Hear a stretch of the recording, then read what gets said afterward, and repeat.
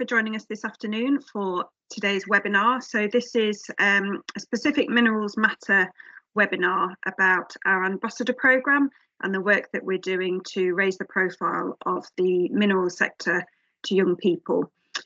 So I'll introduce myself first, and then the other speakers that we've got can introduce themselves. So my name's Hannah. I'm the Future Careers Coordinator for Minerals Matter. So my role is to work closely with the industry and also education to, like I've said, raise the profile of careers within the sector to young people. And we're joined today by James Thorne from Institute of Quarrying and MPQC, and also Lindsay from Breedon. So could I ask you both just to quickly introduce yourselves before we get started? James, if you want to go first.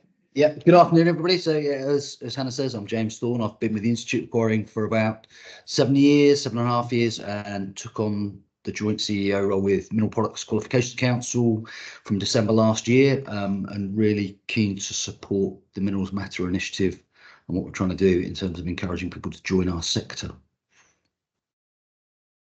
Good afternoon, everybody. I'm Lindsay McDade, just a humble geologist from Breedon, but really passionate about our industry and sharing STEM awareness and STEM activities throughout primary school, mostly.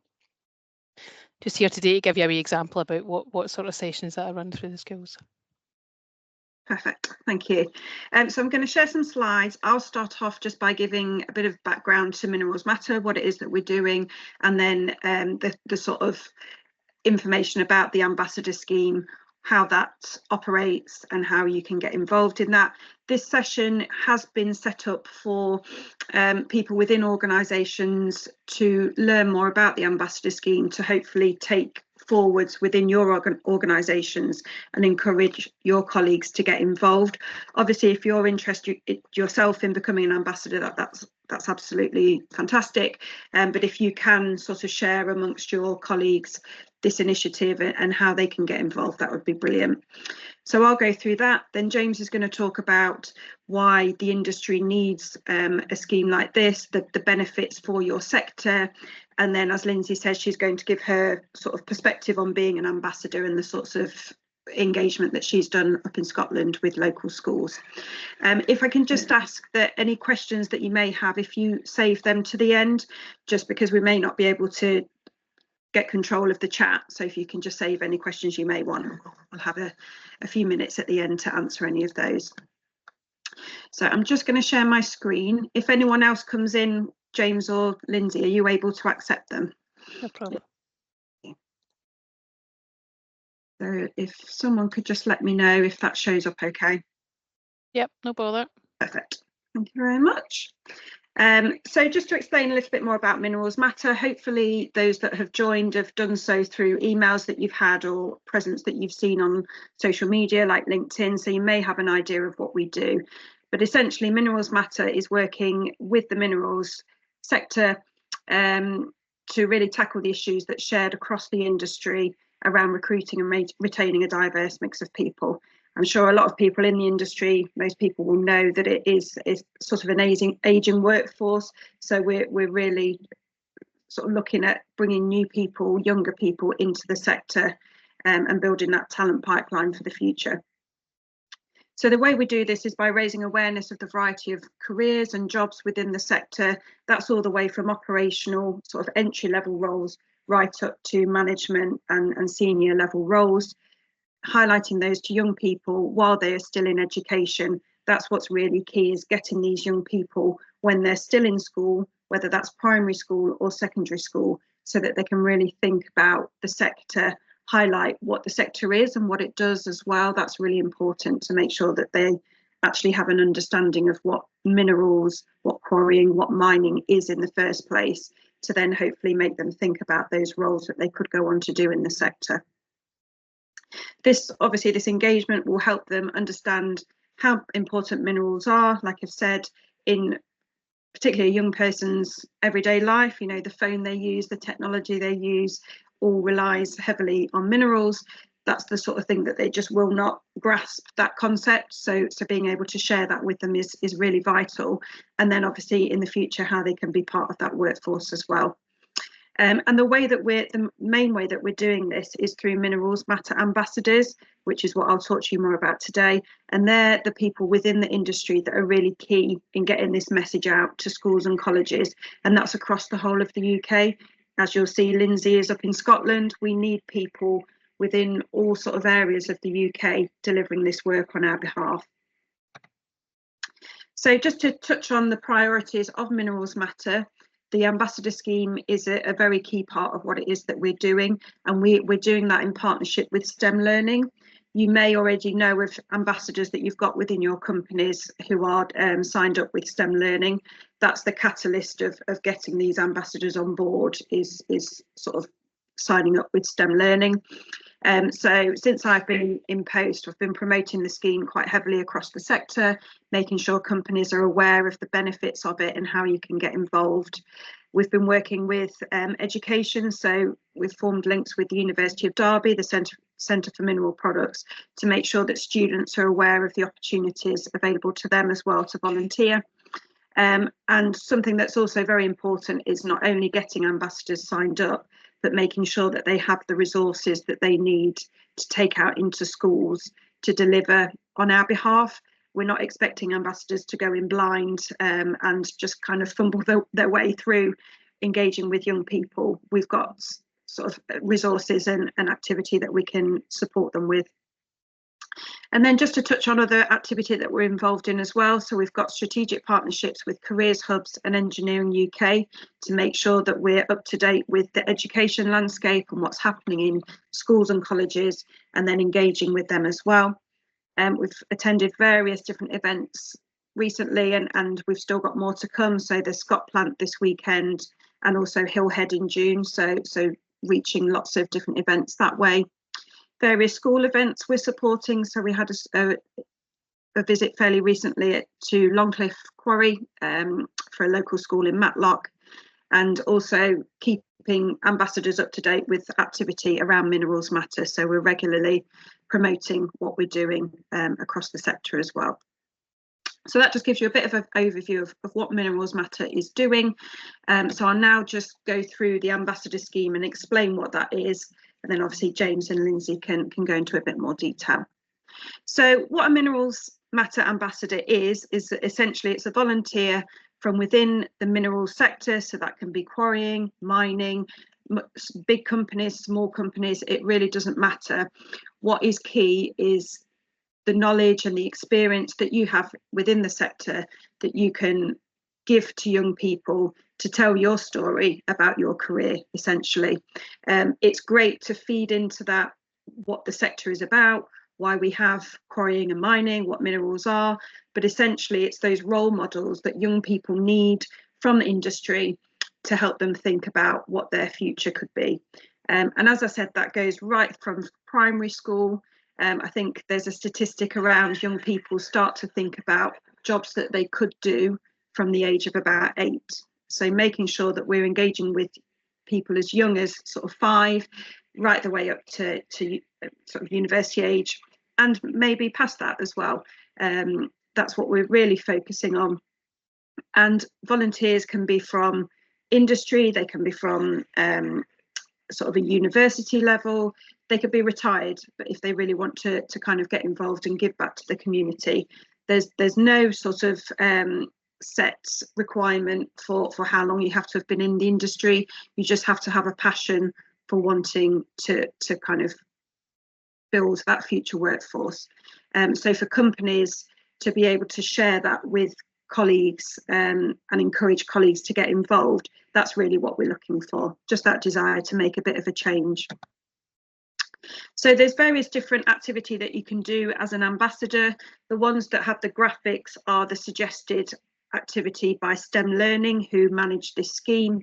So I know Lindsay will talk a bit more about this. There's opportunity to deliver in a classroom to a class of children or young people. Obviously, that's something that not everyone may want to do. That can be quite daunting. So there's different opportunities as well. There's career talks, particularly in secondary school. A lot of young people will have access to career talks within tutor time, so you could get involved in that.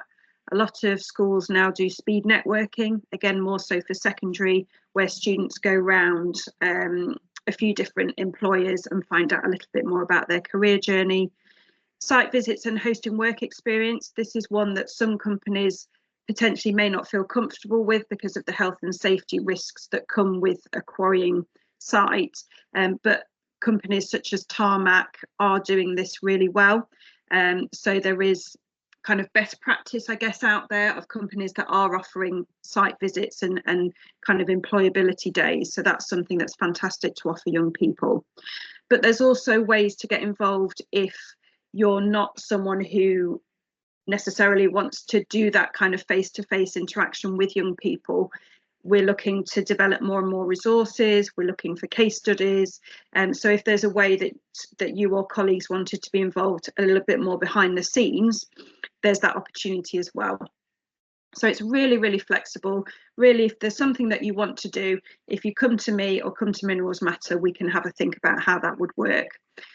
And in terms of the expectation from you to be an active ambassador through the STEM learning scheme, you have to do one activity per year.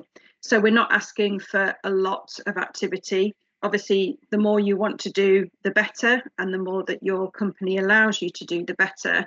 But if you could only commit to 1 or 2 things a year, that would still keep you going as an active ambassador, and you'd still be able to find those different opportunities. And we are aware that a lot of companies do offer volunteering days or CSR, ESG days. So this is the perfect sort of activity that you can do towards that sort of CSR activity that you might have in your organisations. So within the Minerals Matter sort of area of the STEM Ambassador Scheme, we have different resources that you can access. We've got a lot of different videos on our YouTube channel, so you could take some of that content into a school if you wanted to and use that as a basis for your delivery. We have lots of different activity and opportunities to get involved within Minerals Matter specific projects like Hillhead, like different webinars that we do, particularly for National Apprenticeship Week. So being part of the Minerals Matter Ambassador Programme means that you have access to these different opportunities that we can come to you directly with. So really, we're there to support you through your journey. You're not expected to sign up as an ambassador and then you're sort of left to it. That shouldn't be how this operates. It should very much be us supporting you to make sure that you've got the resources and the information that you need to deliver that to young people. And obviously we can put you in touch with different ambassadors as well. So Lindsay is a fantastic ambassador. So, you know, if they're happy to, we could do a bit of buddying up if you wanted to share some ideas as well. So the email address at the bottom there comes through to me. So if you have got any questions or want to get involved in anything specific, just send an email over and we can look at that. So just to touch on the impact that ambassadors have. So this data is from STEM Learning. So this goes beyond sort of the minerals sector. This is across sort of STEM companies that are engaged in the STEM Ambassador Scheme. So it just really highlights the impact that ambassadors can have on young people. So particularly around that engagement with STEM subjects, improvement of employability skills. That's really key for young people, making sure that they're actually ready to go out into the world of work. Increased attainment and progress in STEM subjects. So having access to an ambassador and having those conversations with ambassadors can have really fantastic impacts on young people. And then it's also as important to think about the impact that the scheme has on ambassadors as well, particularly if you are a manager or at manager level and you're wanting your colleagues to get involved in this. This is a fantastic sort of way to get that across. So developing new skills, increase confidence with diverse audiences. It can be quite daunting speaking to young people.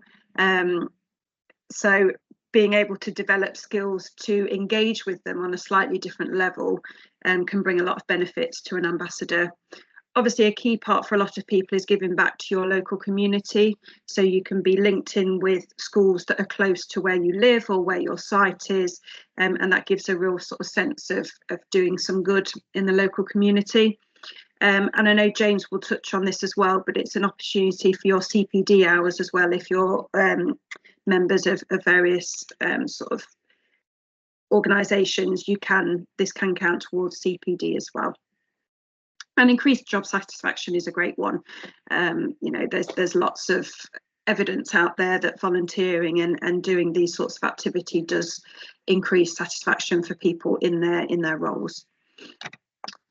So just to show where we're at the moment with the ambassador scheme. So these are metrics that I get through STEM Learning, and these are for ambassadors that are signed up as ambassadors, and then they have attached themselves to the Minerals Matter scheme. And that's quite a key thing that you have to do when you sign up as an ambassador, to be able to, I suppose, have all of your activity under the Minerals Matter branding banner. You have to attach yourself to the scheme, and I can explain how to do that. If people are interested, just let me know and I can explain how to attach yourself to a scheme. At the moment, we've got 53 ambassadors signed up as Minerals Matter ambassadors. They're all DBS checked. Some of those have started activity, a lot of them have. Some of them are fairly new and are just sort of finding their way through the system. We've got a further 60 ambassadors who have signed up and have become STEM ambassadors, but they haven't yet attached themselves to the Minerals Matter scheme. So there's some work happening with those employers to make sure that those ambassadors come through to the Minerals Matter scheme so that we can get them working specifically in the minerals sector. And then we can break it down by demographics. So we've got 4% of ambassadors from ethnic minorities, 55% are female, 36% are under 35. That's constantly changing, obviously, depending on what activity takes place. I'd say it's stayed fairly similar to that over the last 6 months or so. We can find out how many activities have been completed. This is across the course of a year, so from last April to this April. How many hours have been volunteered, how many participants have been reached, and then it breaks down into what sort of key stage we're working with as well. So there's more work happening at the moment in primary, closely followed by secondary, then college age. And we can also see what social value all of this work is having. So this is really key if you're reporting at the end of a year on what kind of CSR activity has happened, what activities happened with ambassadors. This information can be pulled from the system for you to feedback. It's really, really valuable information, and it's what we use to report on every few months to show the impact of the scheme. So this slide just explains what the registration process is. The slides will be sent afterwards, so you can refer back to it at that point. The QR code will go straight through to the STEM website. But essentially, what you would do is sign up through the STEM Learning portal. You would have to complete an induction. You have to do that before you can get any further through the process. You would then apply for a DBS check, which is all free. That's all offered through STEM Learning. Once that is checked and you're sort of approved, then you can attach yourself to the Minerals Matter scheme, which is literally just a couple of clicks through. And then you are in the Minerals Matter scheme. You can start volunteering. You can access different opportunities that are available through the STEM Learning portal. But I can also then get in touch with you to let you know what activities there may be local to you, or what Minerals Matter activities that we're doing that you can be involved in. And then you can start volunteering. If there's more support that you need through information about how to work with young people, the different opportunities that there are, we've got guidance notes that we can send over to you. So really, once you've signed up or colleagues have signed up, then they can get in touch with me. I can sort of guide through the process of starting volunteering. We really don't want people to just think they're doing it on their own. We are there to support them. So that is it from me. I will hand over now to James just to talk a little bit more about why this is so crucial for the industry. Thanks, Hannah. We move on to the next slide. Afternoon, everybody.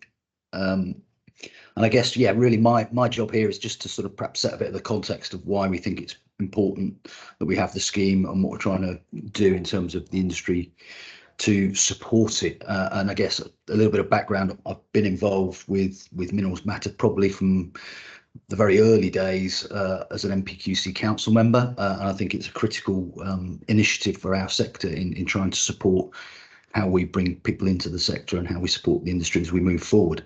So just a little bit of the background and touching on sort of what are the issues that I see, and I think from the conversations I've had in my roles over the last few years in and around this, I think it's been a fairly common series of conversations, if you like, particularly around the current skills need and workforce demographic of the sector. And I'll come on to some data that we have from an MPQC survey next to take you through that. But clearly we know that the industry has an issue in terms of its ageing workforce, if you like, and we need to make sure that we support that potential gap in people coming into the sector.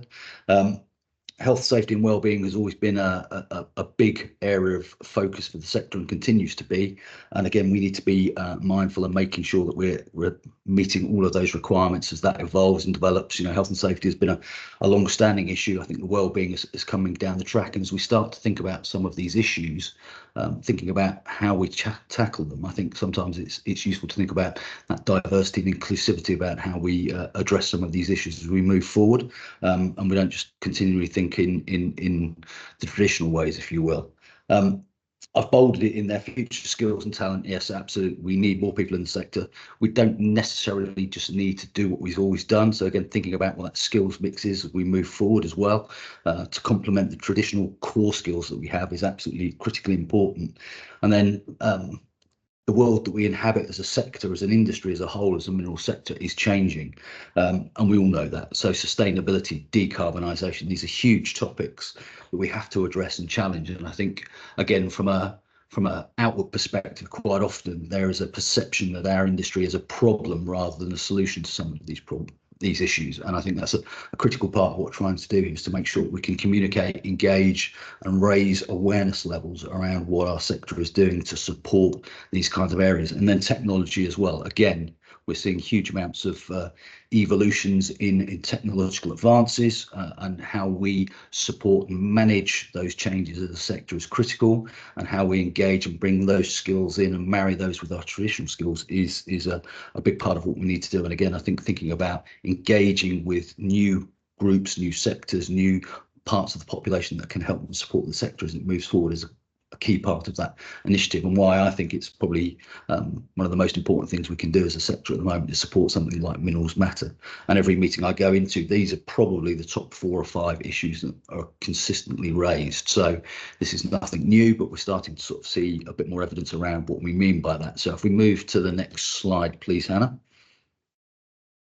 So one of the things that Mineral Products Qualifications Council does is its role, if you like, as the sector standards organisation for our industry is gather data on a regular basis. So we periodically produce what we call a labour market intelligence survey, which we did at the end of last year. Now the full survey will be launched at the Hillhead Show, in and around the Hillhead Show, so there is more detail to come out around this in the coming weeks and months.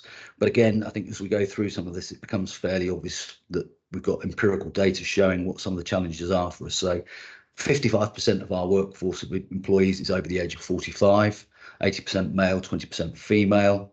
I think most concerning there, you know, in the immediacy of this, we've got 62% of employers have vacancies, which has doubled since 2019. And within that, 50% of employers report a lack of applicants. And again, that's backed up by anecdotal evidence that I've had in conversations with employers, both large and small, that we are challenged as a sector in finding people and keeping people, and again, making sure that we can attract the right people to join our sector and they understand the industry that they're joining and the roles that are available is a critical part of this. I think, you know, we're seeing a change in the perhaps the mix of skills. So, you know, we've got a strong history in teaching people in the core skills that the industry might have, be they operational, geotechnical skills, those kinds of things. But obviously we're seeing a demand and an increase in things like management skills training generally, but also starting to think about those future skill sets that we need. So be that automation, hydrogen, other kinds of renewable energies, different kinds of technology, drones, and also the environmental side of things, the sustainability. Again, traditionally, we've had a very long history of managing our environmental management and environmental compliance issues. But again, what we're starting to stray into now is a slightly more complex, if you like, area of sustainability, dealing with decarbonisation, dealing with circular economy, those kinds of areas, and how we manage that and what skills do we need to help and support that is a critical part of that. And again, I think the initiative is critical because we are supporting employers who are generally looking to recruit younger people. That's not to say we're closing ourselves off from those with life skills at a later stage of life who might be looking for a careers transition. But again, we've got to be mindful. We want to create a sustainable workforce that we can support this industry through the next 20, 30 years, not just over the next 5 or 10 years. And that's massively important. And I think, you know, we are in a dogfight. There is no two ways about it. If you look at the employment statistics for the UK as a whole, we know that the UK jobs market is pretty competitive. Lots of sectors are challenged to recruit and attract people.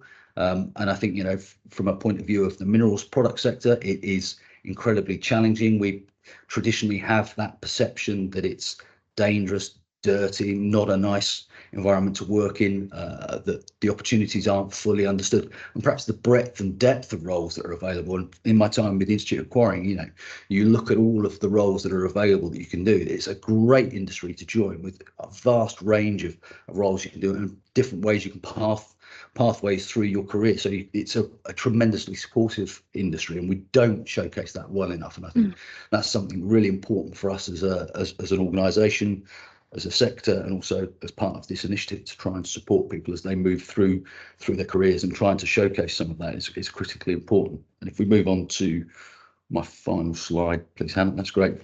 So I think,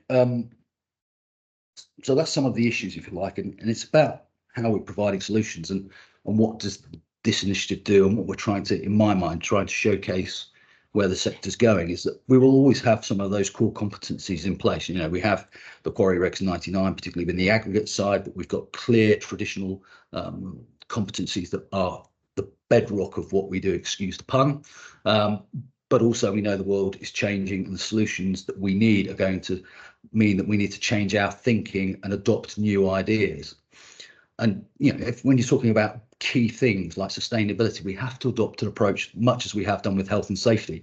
It's not really necessarily a competitive space. For us to achieve the decarbonisation targets that we have collectively as a society, not just as an industry, we have to do that together, and we have to work collaboratively.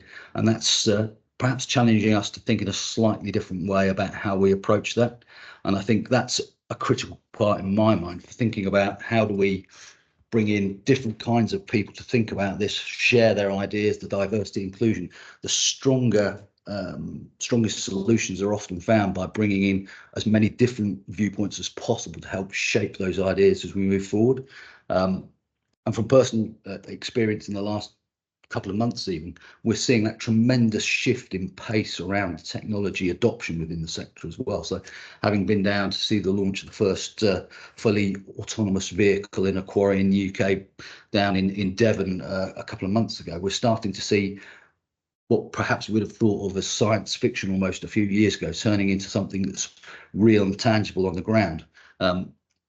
And that has a real impact on the skill sets that we require as an industry moving forward, and how that evolves and how we prepare ourselves to develop those skills and attract those new people into the sector and support them as we progress through those kinds of areas. So I think from my perspective, I can't support this initiative enough. I think it's critical for us as an industry, as a sector, as professional bodies, and as Hannah touched on, I think, you know, the Institute of Quarrying, Institute of Asphalt Technology, IMMM, there's a lot of membership bodies out there, and I suspect most of the people on this call are members of one of those bodies and are proactive and engaged enough to be supportive of the sector. And as part of this, you know, any activity you do in and around Minerals Matter is a CPD activity you can record for your CPD with your professional body. We are working on ways to be able to make sure we can absolutely recognise your contribution in a volunteer way as a Minerals Matter ambassador within those membership bodies as well. So I think we want to make sure that we can support and engage as many people as possible in this. And again, you know, with the membership bodies particularly, we have networks across the country, and we want to support our members of getting involved in these kinds of things to help and support the initiative as a whole. And at that, I'll leave it for the moment and hand back to you, Hannah. Fantastic. Over to Lindsay. Thank you very much. Perfect. So we are going to pass over to Lindsay now to give more of an insight to her role as an ambassador and the sorts of activity that she gets involved in and why she does it as well. So over to you. Oh, I think you're on mute. Classic. Afternoon, everybody. Thanks for staying with us. Watching the numbers in that left-hand corner. Make sure nobody drops off, or I'll come after you. I just sort of like to start by saying, like, I'm not a teacher, I'm not a lecturer, I've got no experience in that, but I'm a geologist in the industry, and it's an industry that I love, and it's a job that I also love as well. I'm also a mum.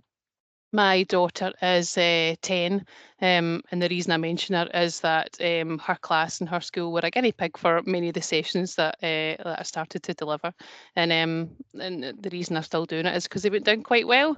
I find that being relatable is a big key and a big bonus, and for me, Minecraft here is one of the key relatable things that I understand and that the kids also engage with. So typically when I go out to a class, I'll start with this one here, and it gets them really excited. It's tricky while you're all on mute, but normally, yeah, there'll be a massive buzz around the room for this. So if anybody, mums and dads who don't know who this is Alex, and it's the main character from Minecraft. And I'll tell the kids this is my job. You know, Alex in Minecraft is real, and this is exactly what I do. If you click on, Hannah. And the real part about this this slide here is to deliver the link and deliver the message. They're all aware of what every single one of these boxes are, and they you know, they're passionate about it, and they don't actually appreciate that it's real. So this slide really helps me make the link between our industry and everyday essentials. And by the end of this slide, even they're shouting back at me. So we'll start off by the first box. You know, what is this? It's coal, obviously. Coal is a naturally produced material. We extract it from the ground and we turn it into a really useful product. And they'll say it's for smelting, or you put it in your clunker to make pickaxes, etc. The same with iron. Again, iron is a natural resource material. We extract it from the ground and we turn it into a really useful product. Gold, same thing. And then it turns on to granite. And the next one again, Hannah, you've got as a picture of a diorite. So these two again, they'll tell me that we can turn these and we can make these into houses and buildings, and we can use them in construction. And it's this part of it is a surprise to the kids and also to the teachers alike. Through the volunteer sort of sessions, I share my knowledge about the quarrying industry and the quarrying process, and like I said, I make the link between everyday essentials, from the roads and the pavements that we commute on to the houses and schools, offices, and where we live, learn and work in. And like I say, this typically becomes a bit of a surprise to both the teachers and the kids. So if you click on, Hannah. So the next slide here is looking at what a quarry is. We've already sort of said why we do it, but this one here makes a link. Here's a picture of a quarry. Normally, like James touched on, we shy away. We try to screen our industry because it's big and dirty and nasty. But actually, if we didn't have quarries, we wouldn't have, again, all these essential products, the essential links like our roads, pathways, set stones, asphalt, concrete. So this slide here, if you click again, Hannah, it tells you all the things that come out of our industry and the construction industry that we feed into homes, schools, hospitals, universities, roads, and we in our industry we can all pop into hopefully the technical sector and get a chunk of a road core, it's got asphalt in it, a chunk of a concrete cube, that would typically go into the bin. So you can take that out and actually show them real life examples. So it's okay, you can click on, thanks. So here we're bringing it into not only minerals and aggregates, but also how these aggregates feed into, again, everyday essentials like our concrete and our asphalt that we've ticked on. So a lot of them surprisingly well know what the ingredients is that goes into these spinning trucks, and they'll appreciate. They might have seen breeding depending on which area of the country it's in. However, again, cement comes from our quarries, aggregates, sand and water. So all of these are essentials into everyday products that we use. Next, Ian will probably appreciate this one. Ian Healy, that is, from BAM. It's one of the Norwegian quarries. It's one of the biggest blasts, and the kids also get really excited by this. And how do we get big rocks into smaller rocks that we can more manage? Well, we have to drill and blast it. And again, this is quite exciting. I don't know that we need to view this video, so you could probably just skip on just now. So in terms of activities that I'll do, so we'll talk a wee bit about our industry, obviously, like I've talked about in the everyday essentials, and that's the real key link that we need to make when I go out to the schools. We will finish off the last half. It normally lasts for about an hour. So the last half an hour will involve an activity. And the schools can sometimes tell you we've got maths week, or we've got engineering week, or it's just STEM week, but we'd like a math activity. So I'll sometimes tailor the activity that I do at the end of talking about the quarrying. So this example here is engineering and maths, and we talk about approximate and precision and accuracy, and we measure out by walking like a perimeter, and then we use the wheel and we get it more accurate.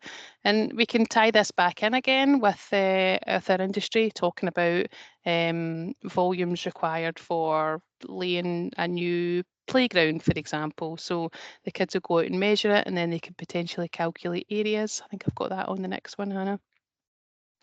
Just about the areas involved. So that gives, and this would probably be perfect to tailor at primary 6 and 7, where they do where they start to calculate areas and volumes. So again, it's a maths activity, which is good for STEM, but it also again relates back to our industry. You click on that one, and again. And if it's more of a science theme, like I said, I'm a geologist, so I like to bring in the geoscience link for me too. Or geoscience is a declining degree, like being taken up on. We don't teach geology in schools anymore, so I use these STEM sessions to promote geoscience where I can, and the activity that I'll do will be about intrusive and extrusive rocks. Intrusive ones, I'll not go into it. So intrusive cool below the earth crust and they form slowly. Extrusive, they cool really, really quickly, so there's not a lot of time for the crystals to grow. So the kids will have samples of like a granite, and they'll have a sample of a basalt, and they'll be able to tell me which is which after we've had a wee discussion about crystal growth and stuff. So they again, they get quite excited by actually having rocks and how rocks can look different and they're not just all grey and boring. And again, we link it back into our industry and why the technical properties of different types of rocks are essential for different types of concrete or different types of asphalt where we want high PSV, etc. Click on again. So these again are some pictures of me out and about. I like to take my mineral trays. I'm lucky to be able to have that resource with me from handed to me from uni, and we can also get lots of samples from all our quarries all over. But what drives me to do this? Why do I love doing it? It's really, again, like I said, I'm quite passionate about our industry and geoscience, so I get to promote that when I go out to these schools. And if we don't do it, who else will? It's a personal satisfaction. Like I'm believe it or not a particularly confident speaker, but and I think, as Hannah and both James said, some people are daunted by going into schools and speaking to the kids, and I probably was at first, hence why I used my own daughter's class as as a guinea pig to start with, and it is nerve-wracking, but the more you do it and when you leave, the buzz you get from it outweighs that nerves to start with. And it doesn't always have to be going out and speaking to the kids. You know, we can do things like careers chats or careers fairs or mock interviews or one-to-one sessions, or there's lots of different ways that you can connect with schools if you don't want to go out and present or do activities like this. But what are the benefits for me? As both the previous speakers talked about, CPD. It's the STEM volunteering hours that you can gain from it. It's being motivated and engaged. If you don't go out there and speak to people, then that really motivates and engages me. Like I said, it's an increased opportunity to talk about geoscience studies as well as our industry. And it also improves confidence, people skills, and public speaking. I didn't think I would be able to do it, and I'm going to Glasgow Uni next month to talk about our industry and my role and how I came around to it. So, asked me if I would be able to do that a year ago, and I'd have told you no chance. But here we are. And speaking to primary school age kids has helped. It helped improve my confidence no end. So. And what are the benefits for Breedon? What are the benefits for the big employees? So it's about community liaison. It's about being part of the local town and the village, and not the industry that's on the outskirts that causes the hassles. Engage with your community. It brings us together as a community. It's all about engagement and people positive impact. I was really surprised on your slide, Hannah. There, we've got that monetary value of 1.2 million. I had no idea what that was, but I know they say you positively affect one person, and they can then positively pass that effect on threefold. So, if you get a class of 30, you've already impacted approximately 90 people from that. The main benefits for Breedon are is it increases knowledge and understanding of our industry, and I feel like if you understand the industry and you understand that it all provides these essential products like our roads and pavements and buildings and stuff, you might appreciate what our industry does and be less likely to complain. So I also do quite a lot of these public consultation events, and a lot of the people that come in don't understand the industry, and that's where the fundamentals of the complaints will happen, because they don't understand what we do and why we do it. And it also encourages future employment, and there's a massive scope for job roles. STEM really does have a place in industry with a huge number of job roles on offer, and I think the only person that I haven't been able to match their future aspiration for a job is somebody who wanted to do dentistry. So I've just had to sort of say, sorry, yeah, we don't have a role for you. But most other interests, we can fit a role into the quarrying industry. With ever-changing sort of advances in our technology, I think the STEM students are the kind of key to the future, and it's crucial that we attract them into our industry. There's a lot of competition out there for new budding, for graduates, etc. So if we can't advance these technology, that's where they have to, and in turn they can teach the oldies on, how the improvements can be made. And I think as STEM ambassadors, we really are the only links between early education and industry. Quarrying doesn't feature in the school syllabus, so if we don't go and tell them about it, then nobody else really will do. And lastly, I suppose, just to finish off here, social value framework, which Hannah touched upon. The social value is the value to society that an organisation creates beyond income or profit, including community wellbeing, economic benefit, and environmental improvement. So, and that's sometimes also required by investors and ESG analysts. So one person positively influenced can impact on 3 more, like I said. So it's a real big benefit to get out and about there, promote our industry, and promote yourself really too. And I'm happy to take any questions. So that, like I say, that this is just how I go out and promote our industry. There's a million different ways that you can go and do it. I've just created the slide in the session, but I'm happy to share it with anybody who wants to go and deliver something similar. You again can, whatever your niche is, you can create an activity out of that. Just spread the passion. Fantastic. Thank you, Lindsay. I think it's so inspiring to hear what you do and give an idea of the sort of sessions that you offer, and obviously why you get involved. It's fantastic to hear. I'm just conscious of time. We have run slightly over, but if anyone has any questions they would like to ask, please fire away. These slides will be sent out to all of you. Please pass them on to colleagues, anyone else who may be involved. There is also going to be a recording of it that I can send out for you to spread far and wide. But hopefully you know a little bit more about what we're doing now, and you can be ambassadors, even if it's just through sharing what we're doing with other people and encouraging them to get involved. It really is sort of so key for everyone in the sector. But yes, if you have got any questions, please do fire away.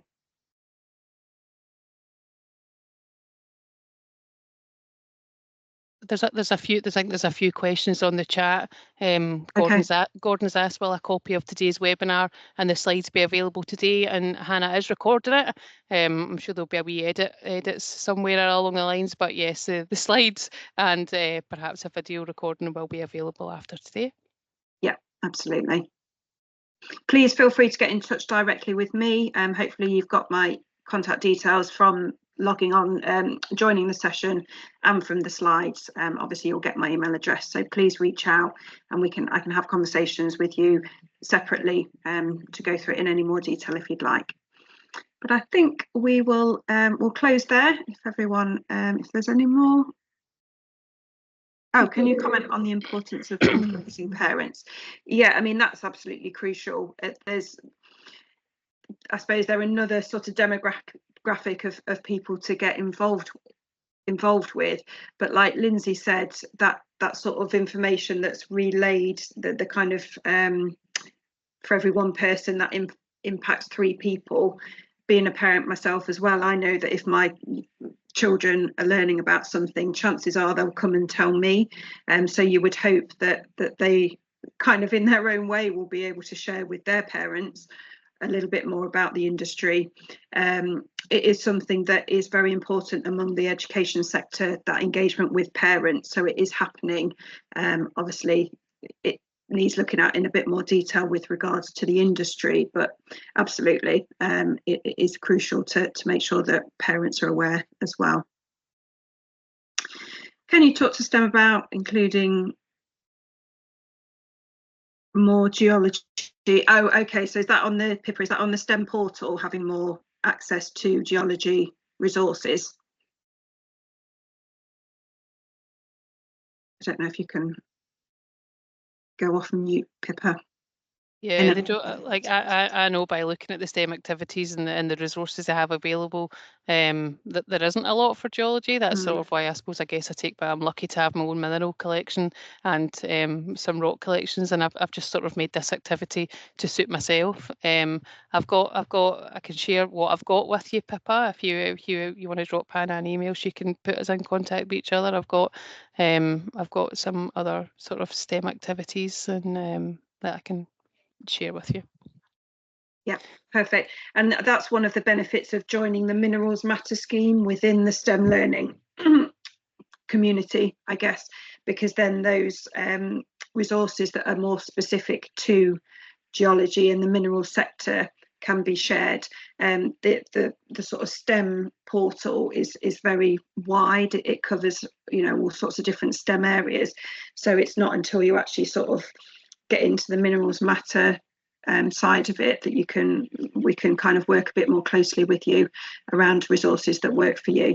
But yeah, please get in touch, and like Lindsay says, she's happy to help as well.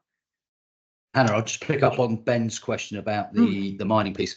Absolutely, Ben. Yes, although I'm representing IQ here today, but the Mineral Products Qualification Council covers the whole mineral sector, and we're working in partnership with Mork and Andrew Fulton and representatives from IMMM as well. I think from my point of view, we're better together and talking about that full range. I think there's a it's a really interesting dynamic. There's been a lot of noise about the critical minerals, which are really, really important as part of that transition, but sort of sitting on the quarries and ag side, the essential minerals as well. So I think that being really clear and being able to communicate all aspects and all angles of the industry, from mining, quarrying through to the actual products themselves, is a critical part of it. So I think we're trying to engage with the whole stakeholder community to make sure that we represent the industry in its fullest and sense, if you like. That's when we need you, Ben, to sign up and become that ambassador Absolutely. yourself. Ben is and share already. it. Oh, good. Yeah, so very good there. Just to comment on the message from Karen, thank you. Could we repeat this within Heidelberg? Absolutely. If there's individual companies that would like a session for their employees, then please reach out to me. We're happy to organise something separately. So absolutely. And then back to Pippa, maybe Minerals Matter should organise visits for us. So we do have links with careers hubs across the country, so we can look at if you've got a particular activity or content that you would like to deliver and you're not sure where to start, which school to access, we can look at that. So really, I guess the whole point of this is please get in touch. If you're not getting what you want to get from STEM, come to me and we can have a look at how we can do that. So yeah, just I think I just quite like to add there. I normally contact the local schools in our area where our quarries are, rather than waiting to find a STEM like the STEM ambassadors to post an activity where they want. I've never had anybody say no, you can't come in and give us a session. So teachers are always really willing for you to come in and give an hour of your time. So if there's something that you want to do, Pippa, you should contact your local communities and see through that way. Yeah, and probably just to finish off on that last point from Ben, so as well as being able to access an opportunity through the STEM portal, you can also advertise an offer. So if there's a particular, like Lindsay's sort of Minecraft session, she could post that as an offer, and then schools can follow up with Lindsay to organise that. So there are other ways around it. And as Michael says, and Karen, there's different providers out there who are supporting this sort of work, doing different outreach in schools. So we're kind of trying to connect the dots with those organisations as well, so that we know exactly what's going on and how we can get involved. But we will leave it there for now. Pippa, please get in touch. Drop me an email if you want to have a chat and talk about it in further detail, as with any of you. We'll share the slides and the recording. Please share the information with your colleagues, and we hope to have lots more engaged and enthusiastic ambassadors, just like Lindsay, shouting about our sector, which is what we really need. But thank you very much. We'll leave it there for today. Thank you for your time. Thanks, everybody. Thanks, everybody. Bye.